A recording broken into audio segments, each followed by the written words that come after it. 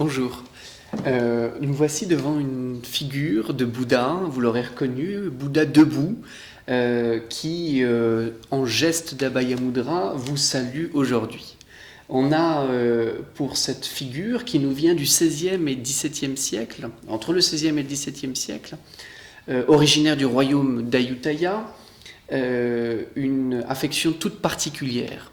Il est en effet assez rare aujourd'hui de voir des figures quasiment complètes. Vous remarquerez peut-être que uniquement la partie inférieure est aujourd'hui manquante, autrement elle nous vient, et puis la main, mais autrement elle nous vient de manière très intégrale, très complète. Elle représente un des canons stylistiques de la Thaïlande qui va perdurer jusqu'à la période contemporaine, jusqu'au XXe siècle, où cette école stylistique va essaimer et créer un véritable canon qui est le Bouddha d'Ayutthaya. Pour ce Bouddha, on voit des réemprunts des périodes antérieures qui ont été pour le plus loin Dvaravati entre le VIe siècle et le XIIIe siècle par des sourcils très arqués, eux-mêmes imprégnés des canons indiens, et puis plus proche des références à l'art de Sukhothai d'une part et l'art de Hutong, qui sont deux styles très conséquents dans les périodes du XIIIe au XVIe, XVIIe siècle, la période qui nous intéresse actuellement. Pour cela, on remarque un visage assez carré, lui-même dit khmérisant, puisqu'il serait influencé par les canons stylistiques khmers, qui avaient une tendance à vouloir représenter des visages très hiératiques et de forme assez carrée, il est vrai. On a également, pour l'influence venant de Sukhothai, une stylistique assez idéalisée, éthérée, qui est un des points saillants quand même du canon stylistique de Sukhothai, où l'on va voir des représentations parées de Bouddha tenant sur ses lobes, accueillant de très lourdes parures. Le style d'Ayutthaya, pour sa part, va innover en intégrant, chose rare dans le Theravada, un diadème très orfévré. Là encore, on voit tout le travail d'ornementation qui peut être, à un certain degré,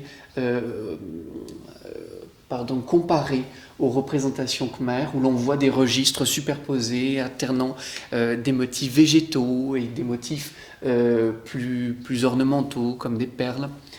C'est ce type de coiffure que l'on nomme diadème d'Ayutthaya, surmonté d'un chignon terminé en pointe, en forme un peu de casque, est typiquement originaire de cette ville.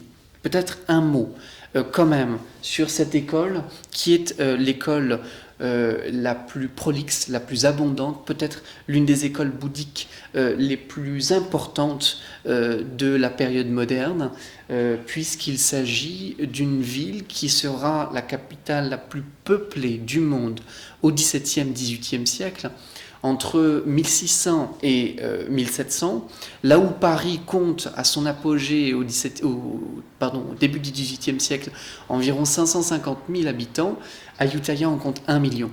C'est de loin, on pense aujourd'hui, la capitale la plus peuplée, la plus cosmopolite, ce qui explique peut-être les influences très mêlées, très cosmopolites, que va rassembler cette école stylistique en un lieu. Évoquons aussi le caractère totalement singulier de cette architecture. C'est un vaste site archéologique aujourd'hui, parmi les plus vastes après Angkor.